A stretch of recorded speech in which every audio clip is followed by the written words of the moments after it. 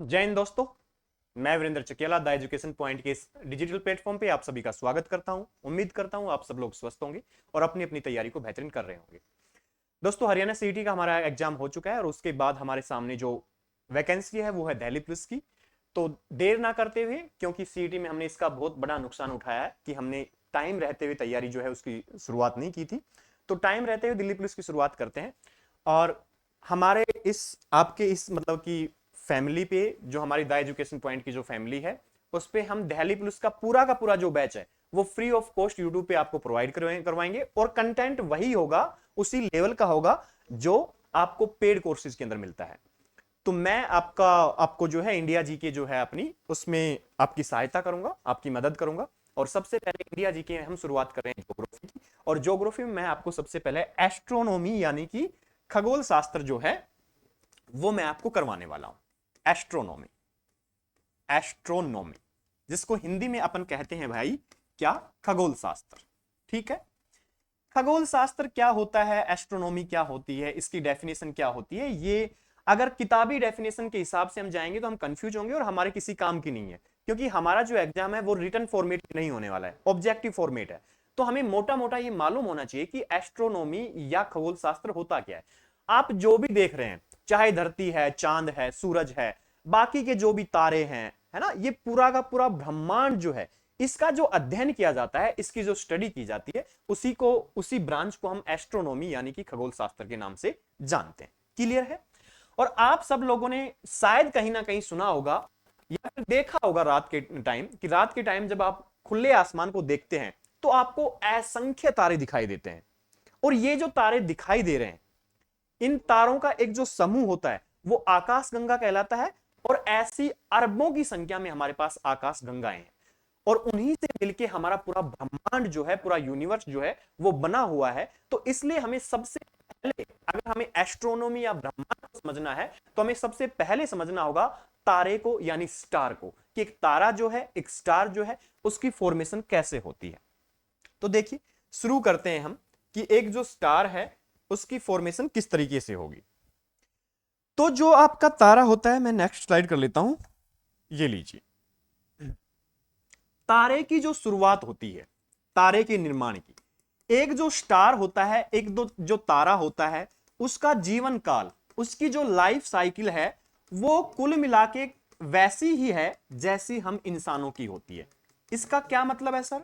इसका मतलब बाकी कुछ नहीं है, इसका इतना मतलब है कि जिस तरीके से हम इंसान या बाकी कोई प्राणी सबसे पहले गर्भावस्था में होता है, यानी कि मां के पेट में होता है, उसके बाद उसकी डिलीवरी होती है, यानी कि उसका जन्म होता है, फिर वो जवान होता है, फिर वो बूढ़ा हो जाता है और बूढ़ा होने के बाद उसकी मृत्यु हो जाती है। यही सेम साइकिल चलता है हमारा किसका? तारे का। किसका चलता है? तारे का। एक सेकंड, मैं इसको मिटा देता हूं, ये लीजिए। हाँ, तो सबसे पहले जो हमारे तारे की जो गर्भ अवस्था है, यानी कि जन्म लेने से पहले की जो अवस्था है, उसको नाम दिया जाता है निहारिका। क्या नाम है भाई? निहारिका नाम है। ये निहारिका इसका हिंदी का नाम है और इंग्लिश में इस निहारिका को कहते हैं नेबुला। क्या है? नेबुला। ये निहारिका या नेबुला बाकी कुछ नहीं है, ये गैसों का एक गोला है। क्या है भाई? गैसों का गोला है। गैसों का गोला, गैसों का गोला है। यानी कि एक गोल आकार की एक स्ट्रक्चर है, एक आकृति है, जिसमें क्या भरी हुई है? गैस भरी हुई है। कभी कभी वो गैस के साथ साथ धूल कण का नाम भी ले देता है। वो ऐसे क्वेश्चन पूछेगा आपसे कि निहारिका किससे मिलकर बनी होती है। या तो आपको ऑप्शन में दिया जाएगा गैसों का एक गोला होता है, या फिर आपको देगा कि गैस और धूल कणों से मिलकर बनी होती है। तो ये जो निहारिका है, ये जो नेबुला है, इसमें गैसें होती हैं और ये गोल आकार की एक संरचना होती है। ठीक है, सिंपल है इतना। और गैसों के साथ साथ इसमें धूल कण भी होते हैं। अब उसके बाद वो आपसे क्वेश्चन पूछता है कि निहारिका या नेबुला में मुख्य रूप से कौन सी गैस पाई जाती है। सिंपल सी बात है, अगर ये गैसों का गोला है, यानी कि इसमें गैसें अगर भरी हुई हैं, तो कोई ना कोई गैस तो ऐसी होगी जो मुख्य रूप से मतलब सबसे ज्यादा मात्रा में कौन सी गैस पाई जाती है। तो आपको आंसर करना है हाइड्रोजन गैस। कौन सी गैस है? Hydrogen gas. और ये जो मैं इतनी राम कहानी आपको बता रहा हूं इस निहारिका की, इस नेबुला की, कि भाई ये गैसों का गोला होता है, इसमें मुख्य रूप से हाइड्रोजन गैस पाई जाती है, ये राम कहानी मैं आपको क्यों बता रहा हूं? क्योंकि यही जो निहारिका है, यही जो नेबुला है, ये हमारे तारे की गर्भ अवस्था है। यानी आगे चलकर हमारे तारे का जो निर्माण होगा, जो हमारा स्टार बनेगा, वो किससे बनेगा? वो इसी निहारिका या नेबुला से बनेगा। तो अगर आपसे क्वेश्चन आ जाए आपके पास कि तारे के निर्माण की प्रक्रिया किससे शुरू होती है, तो आपको आंसर क्या करना है? निहारिका या नेबुला से होती है। ठीक है, क्लियर है? उसके बाद यह बात मैं आपको बता चुका हूं कि निहारिका जो होती है या नेबुला जो होता है वो गैसों का गोला होता है और उसमें मुख्य रूप से हाइड्रोजन गैस पाई जाती है। अब सर इस सितारे का जन्म कैसे होगा, है ना? आपने शायद कहीं ना कहीं यह बात पढ़ी होगी या सुनी होगी किसी से कि तारे की अगर जब हम परिभाषा पढ़ने की बात करते हैं तो उसमें एक चीज कही जाती है कि एक ऐसा आकाशीय पिंड, क्या भाई? एक ऐसा आकाशीय पिंड जिसका खुद का प्रकाश और उष्मा होती है। क्या होता है तारे के पास? प्रकाश और उष्मा होती है। प्रकाश यानी लाइट, यानी कि रोशनी, और उष्मा का मतलब हीट, मतलब गर्मी, गर्मी, गर्मी। जैसे जब सर्दी के टाइम में आप चूल्हे के पास बैठते हैं और जब चूल्हे में आग जलती है और अगर लाइट गई हुई है, किसी भी प्रकार का कोई बल्ब या एलईडी घर में नहीं जल रही है, तो वो जो चूल्हे की आग होती है उससे दो चीजें आपको मिलती हैं।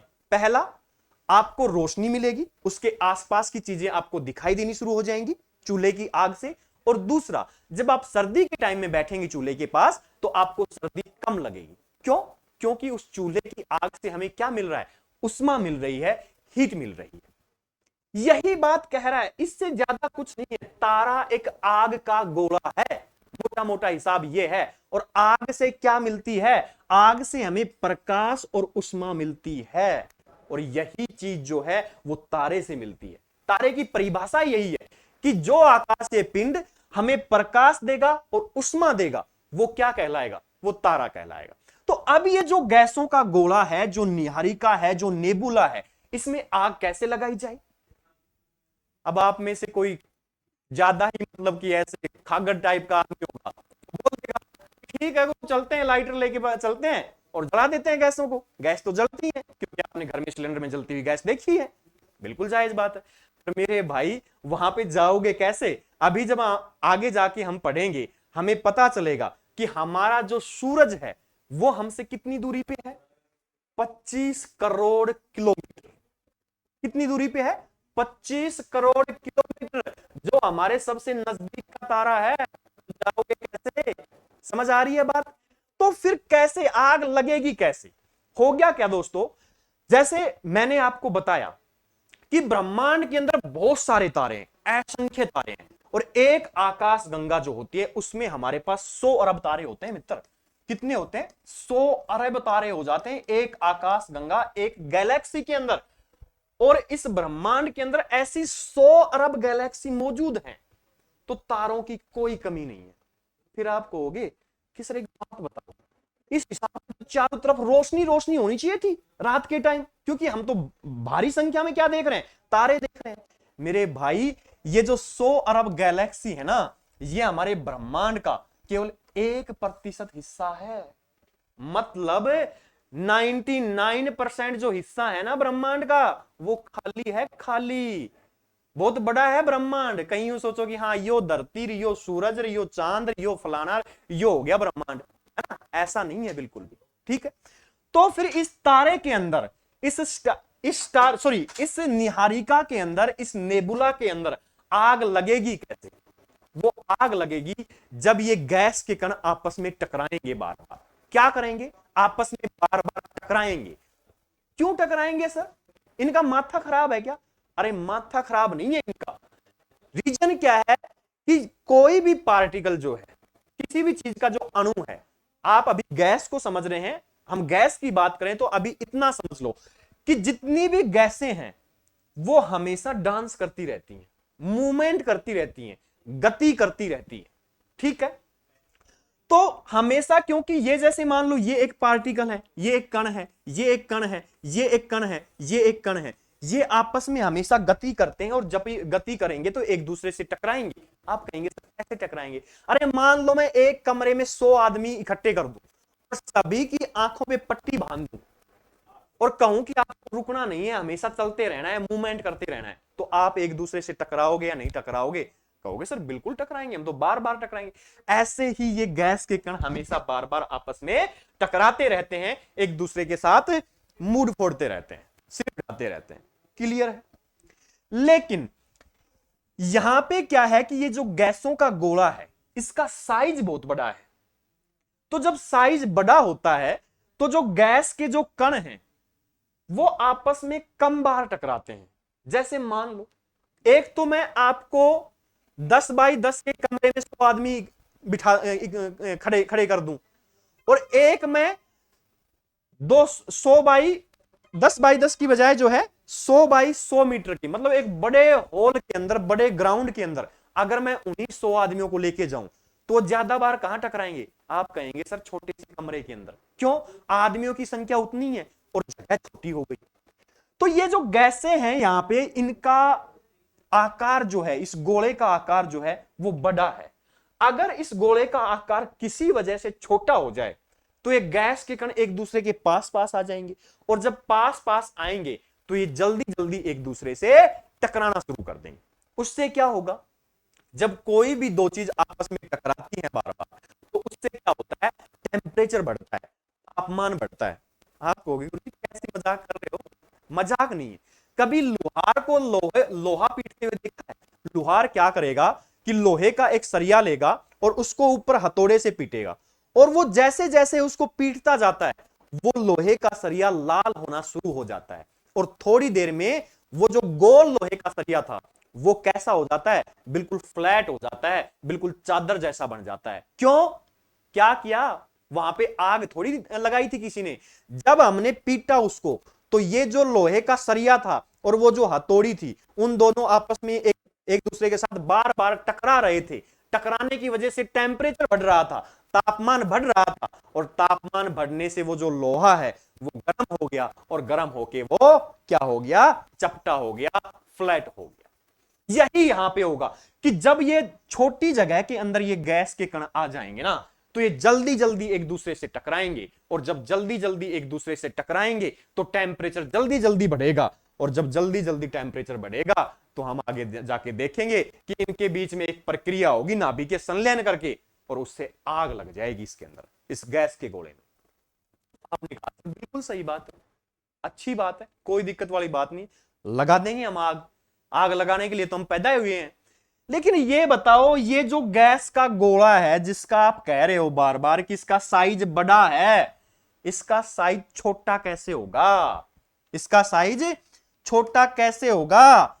भाई वो साइज इस प्रकार से छोटा होगा कि जब इस नेबुला के पास, इस निहारिका के पास जब एक दूसरा तारा आ जाएगा, क्या आ जाएगा? तारा, स्टार आएगा, तो वो तारा क्या करेगा? अपने गुरुत्वाकर्षण बल के द्वारा, अपने गुरुत्वाकर्षण बल के द्वारा यानी कि ग्रेविटेशनल फोर्स के द्वारा इन सभी गैस के कणों को अपनी ओर खींच लेगा। आपको इस बात का पता होगा कि कोई भी आकाशीय पिंड जो है, चाहे धरती की बात करें, जैसे हम धरती पे हैं, जैसे वो न्यूटन वाली बात सुनी होगी ना, सेब जो है वो न्यूटन के सिर पे ही क्यों गिरा, वो पेड़ से टूट के ऊपर क्यों नहीं गया? तो न्यूटन जी ने कहा कि ये जो हमारी धरती है इसके अंदर एक बल है जो प्रत्येक वस्तु को अपनी ओर खींचता है, और उस बल का नाम उन्होंने क्या दिया? ग्रेविटेशनल फोर्स, यानी कि गुरुत्वाकर्षण बल। तो जब ये तारा इस गैस के गोले के पास आता है तो तारे का साइज बहुत बड़ा होता है। जैसे हमारे सूरज का साइज पृथ्वी के बजाय कितना बड़ा है? बहुत बड़ा है, और सूरज से भी बड़े बड़े तारे हैं मित्रों, ठीक है। तो जब ये तारा आता है इस गैस के कणों के, क्योंकि तारे हमेशा घूमते रहते हैं, तारे जो हैं वो आकाश गंगा के चारों तरफ घूमते हैं, हम आगे चल के डिटेल से पढ़ेंगे इस बात को। तो प्रत्येक तारा घूम रहा है, हमारा सूरज भी घूम रहा है अपनी आकाश गंगा मिल्की वे के चारों तरफ। तो जब कोई तारा आकाश गंगा के चारों तरफ घूमते घूमते जब इस गैस के गोले यानी कि नीहारिका या नेबुला के पास आता है तो क्या होता है, अपने गुरुत्वाकर्षण बल के द्वारा सारे के सारे गैस के कणों को अपने पास बुला लेता है। और जब पास बुला लेता है तो ये सारे के सारे सिकुड़ जाएंगे, एक छोटी सी जगह पे आ जाएंगे। जैसे मान लो कि यहां पे मैं एक बार पेन चेंज कर लेता हूं, फिर आपको ज्यादा अच्छे से समझ आएगा कि ये सारे के सारे गैस कण यहां पे इकट्ठे हो गए, यहां पे इकट्ठे हो गए, अब छोटी सी जगह में आ गए ना। अब ये तारा है, इसका तो काम क्या है, घूमना। किसके चारों तरफ, आकाश गंगा के चारों तरफ। ये अब तारा स्टार जो है ये तो आगे निकल जाएगा, लेकिन ये जो है, ये जो नेबुला था, इसको ये जाते जाते क्या कर गया, इसको ये सिकुड़ के चला गया। इसके अंदर जो गैसें थी उनको कम जगह के अंदर करके चला गया। ठीक है, तो अब मैं इसको यहां बना दूं क्या, यहां बना दूं क्या मैं इन गैसों को, ये जो यहां पे गोला मैंने छोटा सा बनाया था इसको मैं यहां बना दूं। ठीक है, तो जब निहारिका या नेबुला के पास यानी कि गैसों के गोले के पास जब एक तारा आया तो उसने अपने गुरुत्वाकर्षण की वजह से सारे के सारे जो गैस के कण थे उनको एक जगह पे कर दिया, और उसकी वजह से क्या हुआ, इसका साइज छोटा हो गया। क्या हो गया, साइज छोटा हो गया। किसका, इस गैस के गोले का, यानी कि निहारिका या नेबुला का साइज छोटा हो गया। और जब इसका साइज छोटा हो गया तो मैंने अभी आपको बताया था कि गैस के कण हमेशा डांस करते हैं, नृत्य करते हैं, नाचते हैं, और जब वो छोटी जगह में आ गए तो अब वो क्या करेंगे, डांस करते हुए बार बार टकराएंगे, ज्यादा बार जल्दी जल्दी टकराएंगे। और जब टकराते हैं तो क्या होता है दोस्तों, टेम्परेचर बढ़ जाता है। क्या होता है, तापमान बढ़ जाता है। और सबसे ज्यादा बार, सबसे ज्यादा तेज गति से गैस के कण कहां टकराएंगे, आप कहेंगे सर केंद्र के अंदर टकराएंगे। कहां पे टकराएंगे, केंद्र के अंदर। ऐसा क्यों, ऐसा क्यों कि केंद्र के अंदर टकराएंगे, क्योंकि केंद्र के अंदर क्या हो रहा है कि ये जो ऊपर के जो गैस के कण हैं इनका दबाव लग रहा है। भाई अरे यूं मान लो कि 5 लड़के हैं और 5 लड़कों के ऊपर हमने 1000 लड़के बिठा रखे हैं। यहां पे इस गोले के अंदर 5 लड़के हैं और इसके ऊपर हमने 1000 लड़के बिठा रखे हैं। तो ये जो 5 लड़के हैं ना, इनके गोडेर मुंह पता नहीं चलेगा कि कहां पे, एक जगह ऐसे सिकुड़ जाएंगे। क्यों, ऊपर से 1000 का वजन इनके ऊपर आ गया, मतलब ये और भी कम जगह में आ जाएंगे।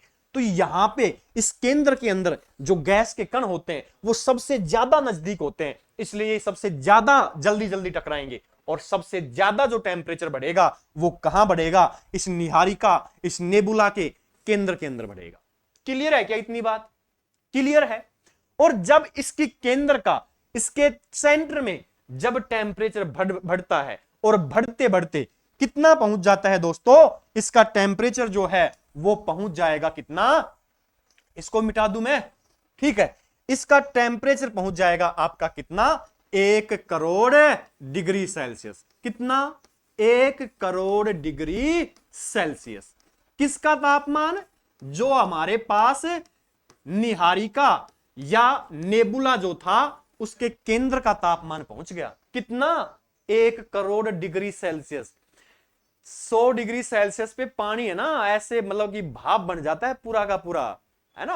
और 200 डिग्री सेल्सियस में अगर आप हाथ डालोगे ना तो पागल हो जाओगे।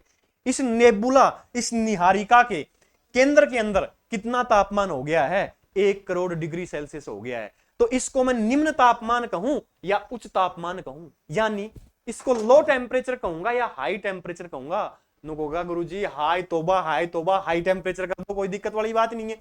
क्यों, क्योंकि 1 करोड़ डिग्री सेल्सियस है तापमान हमारा। तो क्या हो गया हमारे पास, देखो जो हमारा नेबुला है, जो हमारे गैसों का गोला है, उसमें अब एक तो हमारे पास आ गया उच्च तापमान यानी कि हाई टेम्परेचर। क्या आ गया, उच्च तापमान, मतलब कि हाई टेम्परेचर हमारे पास आ गया है। और यहां पे सेंटर के अंदर दबाव है या नहीं, बहुत ज्यादा दबाव बना है बाहर के गैसों का, इसकी वजह से सेंटर में दूसरी क्या चीज हमें मिल गई, उच्च दबाव मिल गया, यानी कि हाई प्रेशर मिल गया हमें। कहां पे, नेबुला या निहारिका के केंद्र के अंदर। और जब नेबुला या निहारिका के केंद्र में हमें उच्च तापमान और उच्च दबाव, ये कंडीशन जब हमें मिलती है तो क्या होता है, मैंने आपको बताया था कि ये जो निहारिका है, ये जो नेबुला है, इसमें मुख्य रूप से कौन सी गैस है, आप कहोगे सर अभी तो आपने बताया था हाइड्रोजन गैस है। तो जब केंद्र का तापमान, केंद्र के अंदर उच्च तापमान और उच्च दबाव आ जाता है तो ये जो हाइड्रोजन है, इस हाइड्रोजन गैस के दो अणु आपस में मिलते हैं और क्या बना देते हैं, हीलियम गैस का एक नया अणु बना देते हैं। क्या बनाते हैं, दो हाइड्रोजन आपस में मिलेंगे और क्या बनाएंगे, हीलियम बनाएंगे। ये दो हाइड्रोजन जुड़ के एक हीलियम के बनने की जो प्रक्रिया है, जो प्रोसेस है, उसको हम कहते हैं क्या, नाभिकीय संलयन। क्या कहते हैं, नाभिकीय संलयन कहते हैं, जिसको इंग्लिश में अगर हम कहना चाहें तो ये कहलाएगा न्यूक्लियर फ्यूजन। न्यूक्लियर फ्यूजन कहलाएगा। ठीक है, 1000 दफा ये क्वेश्चन पूछा गया है कि तारे के अंदर जो ऊष्मा और प्रकाश की उत्पत्ति होती है वो किस प्रक्रिया के कारण होती है, नाभिकीय संलयन यानी कि न्यूक्लियर फ्यूजन के द्वारा। या फिर पूछेगा कि हमारे तारे के अंदर, स्टार के अंदर या सूरज के अंदर दो हाइड्रोजन के अणु मिलके हीलियम का एक जो अणु बनाते हैं उस प्रक्रिया को क्या कहते हैं, नाभिकीय संलयन या न्यूक्लियर फ्यूजन। कंफ्यूजन कहां होता है, क्योंकि ऐसी एक और प्रक्रिया है जिसका नाम है नाभिकीय विखंडन। क्या नाम है मित्रों, नाभिकीय विखंडन। क्या है, नाभिकीय विखंडन है। और इसको इंग्लिश में कहते हैं क्या, न्यूक्लियर फिशन। क्या कहते हैं, न्यूक्लियर फिशन के नाम से ये प्रक्रिया जो है वो जानी जाती है। आज के बाद से कभी हमें कंफ्यूज नहीं होना है, मैं आपको समझाता हूं कि ये दोनों चीजें होती क्या है। देखो, विखंडन का मतलब क्या होता है, किसी चीज का टूट जाना, किसी चीज का दूर हो जाना। तो जब मान लीजिए मेरे पास ये पेन है, ये मार्कर है, अगर मैं इसको तोड़ के दो बना दूं तो ये हो जाएगा विखंडन, यानी कि नाभिकीय विखंडन। क्योंकि टूट गया ना, बिखर गया ना। जब एक चीज से टूटकर दो या दो से अधिक चीजें बन जाएं उसको कहते हैं नाभिकीय विखंडन यानी कि न्यूक्लियर फिशन। और जब दो चीजें आपस में मिलें और एक नई चीज बना दें, दो चीजें आपस में जुड़ी और एक नई चीज बना दी, उसे हम कहेंगे क्या, नाभिकीय संलयन यानी कि न्यूक्लियर फिशन। जैसे ये मेरे हाथ में क्या है, 5 उंगलियां हैं, 5 उंगलियां है ना। जब इन पांचों उंगलियां आपस में मिली तो इन्होंने क्या बना दी, मुट्ठी बना दी या फिर मुक्का बना दिया, मुक्का।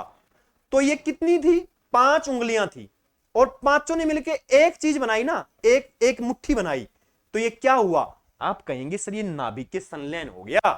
क्यों, क्योंकि 5 चीजें मिलके एक चीज बना रही है, चीजें जुड़ रही हैं आपस में। और मान लो ये हमारे पास मुट्ठी है, एक है ना अभी, और जैसे ही मैंने इसको खोला तो ये कितनी उंगलियां हो गई, 5 उंगलियां। यानी कि एक मुट्ठी थी और एक से हमने 5 नई चीजें बना दी। तो ये चीज क्या हो गई, ये हो गई नाभिकीय विखंडन यानी कि न्यूक्लियर फिशन।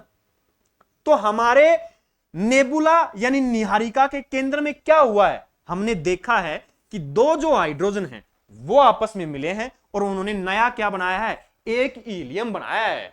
मतलब दो चीजें मिली और एक बन गई। तो ये क्या हो गया, नाभिकीय संलयन हो गया, या फिर आप कह सकते हो कि न्यूक्लियर फ्यूजन हो गया। क्लियर है क्या यहां तक बात।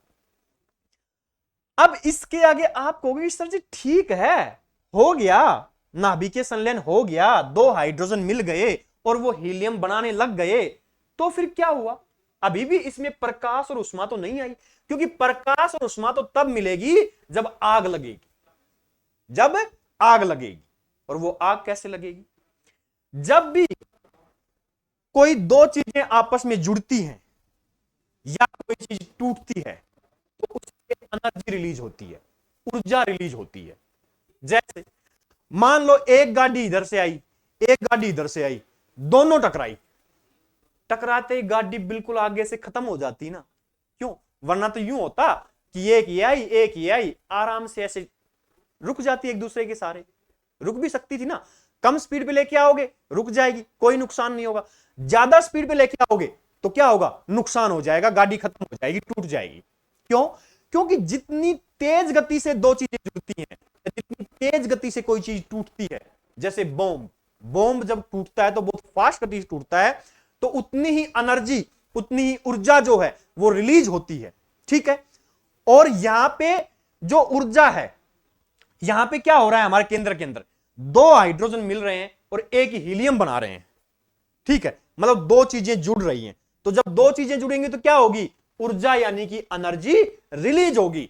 और नाभिकीय संलयन में, इस न्यूक्लियर फ्यूजन के अंदर जो ऊर्जा रिलीज होती है, जो एनर्जी निकलती है, वो किसकी फॉर्मेट में निकलती है, किसके रूप में निकलती है, तो वो निकलती है प्रकाश और उष्मा के रूप में, प्रकाश एंड उष्मा के रूप में। कौन निकला, अरे मेरे भाई, जब इस नेबुला के अंदर, इस नेबुला के केंद्र के अंदर जब उच्च तापमान और उच्च दबाव जब आया तो क्या हुआ, हाइड्रोजन के दो अणु मिले आपस के अंदर, दो हाइड्रोजन आपस में मिले और उन्होंने क्या बनाया, एक हीलियम बनाया, एक नई गैस बनाई। और मैंने आपको बताया कि जब दो चीजें जुड़ के एक चीज बनाती हैं उसको कहते हैं नाभिकीय संलयन या न्यूक्लियर फ्यूजन। और उसके बाद मैंने क्या बताया कि चाहे तो दो चीजें आपस में जुड़े या फिर चाहे दो चीजें, एक चीज टूटे, उसमें उस प्रोसेस में क्या निकलती है, आप कहेंगे सर एनर्जी निकलती है, ऊर्जा निकलती है। तो जब यहां पे दो चीजें मिलके एक नई चीज बना रही हैं